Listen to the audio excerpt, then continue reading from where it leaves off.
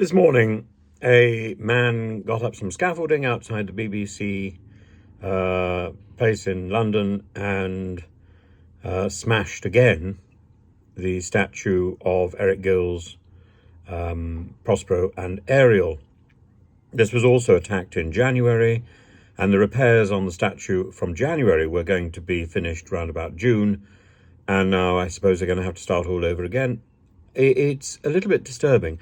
The anti-gill protests began with a book published in 1989 by Fiona McCarthy, and in it she detailed Gill's appalling private life, his experiments with his dog, his abuse of his daughters,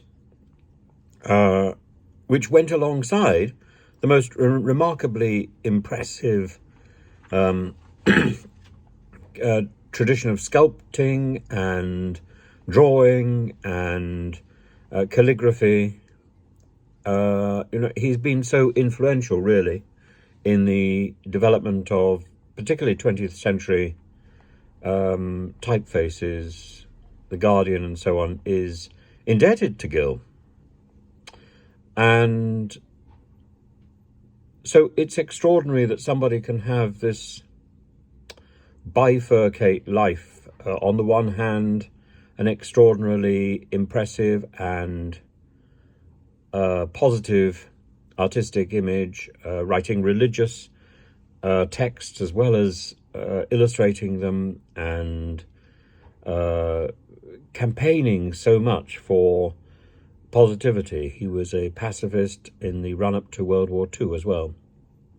And at the same time, to be a person of such depravity.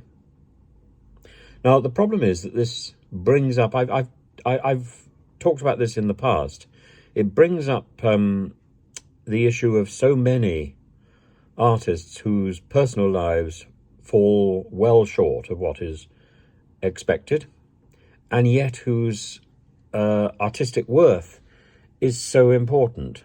We can go back to people like Carravaggio. Carravaggio was a murderer, but we would never think of destroying his art because it is so central to the development of art in the West, the understanding of chiaroscuro, the way light and dark interact.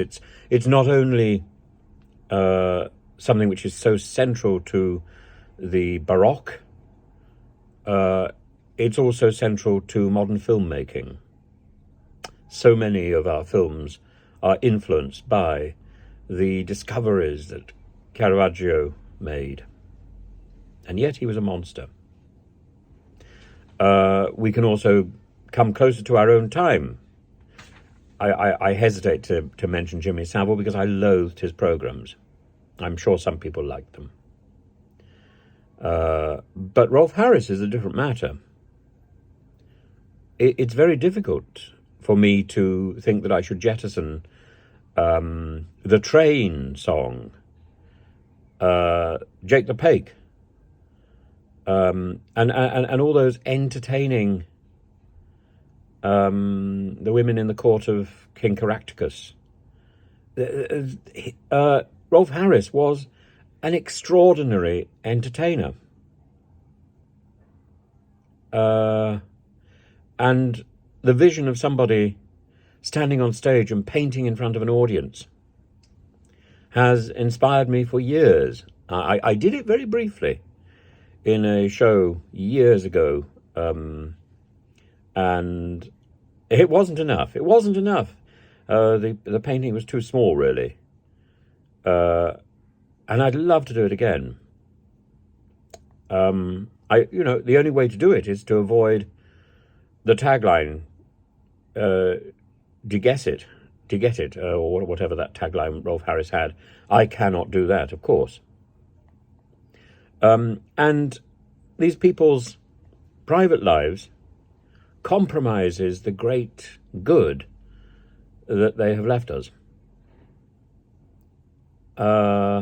Maybe after Harris's death, his work will be reviewed and looked again. there are others, and I suppose this problem will never be fully worked through. But I think we need to divide the human being from the work. And with Eric Gill, I was brought up in a school with a huge Eric Gill statue at one end of a corridor, which most of the students in the school had no idea was probably worth more than most of the school put together. Would it still be worth as much now, I wonder? It's still in the still in the corridor, still at the end of the corridor, and I suspect most of the students in that school still have no idea who made that statue and why it is so important.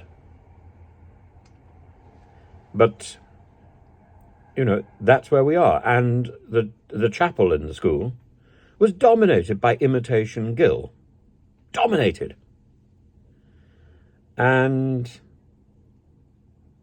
if you go to Westminster Cathedral, not Westminster Abbey, and walk down the columns, huge relief carvings by Eric Gill. Eric Gill is a central figure in British Western art in the early 20th century, and his influence persists. And yet he was a monster.